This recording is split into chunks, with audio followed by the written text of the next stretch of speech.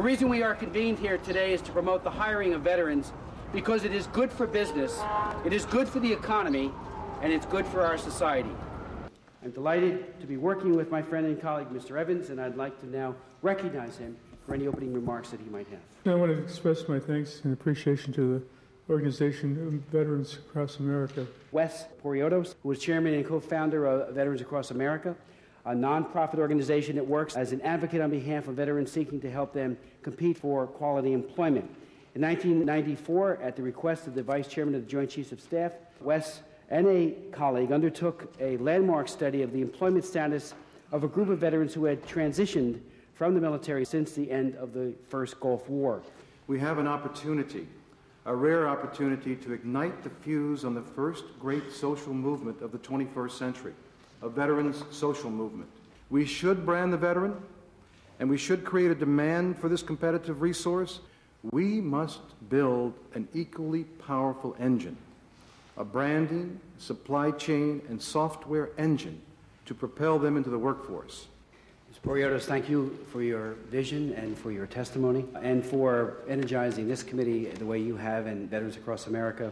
As you know, we're working on legislation right now that would basically be a Veterans Across America bill. We applaud Veterans Across America's initiative to reach out to corporate America with a campaign that encourages the hiring of veterans, and we believe that the branding campaign will help accomplish that objective.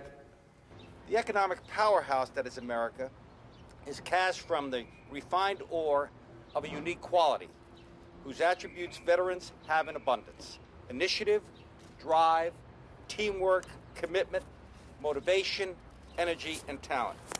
And by virtue of their military background and the leadership, self-discipline, and responsibility it imbues, I am convinced that there is absolutely no better training for the rigorous demands of the business world.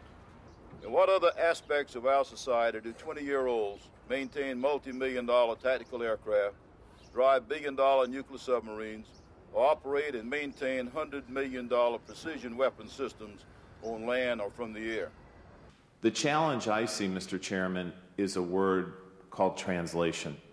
When somebody tells me that we're going to interview someone from Stanford or MIT or Berkeley, or has worked for one of our competitive companies, I can immediately translate what that potentially means to us. When I hear that there is a veteran coming from the war that is an expert in weapons systems, I can't translate that to what that would mean to me and to PeopleSoft. And I think that's the strongest issue. Because when you really climb in to see what a weapons person does and what they've been trained in, they are probably one of the world's foremost computer-skilled people. Yet we can't translate that. The Business Roundtable is firmly behind this initiative to help our uniformed men and women find jobs here at home in America.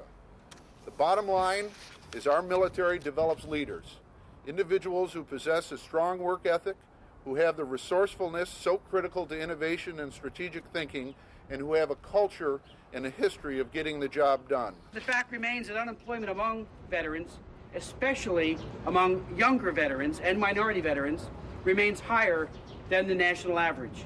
With over 200,000 veterans transitioning out of the military every year, there are still far too many veterans that have difficulty finding that first private sector job.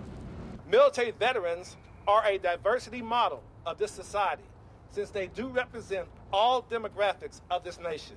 So I would come up with a very simplistic goal. I mean, the goal that I wrote to you about was, out of your employee applicant base, people you're going to interview for jobs, I, as CEO, Human Resources Director, want you to make sure that 5% of them are today's veterans.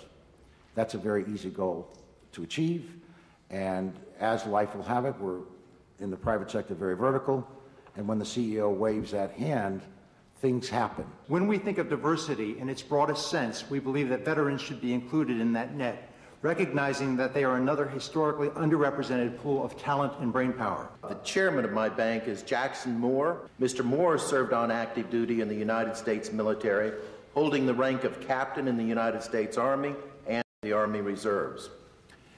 Mr. Moore is in sympathy with the committee's direction in attempting to create a pull for veterans to be employed in quality jobs throughout America's workforce instead of simply a push of the veteran into the workforce.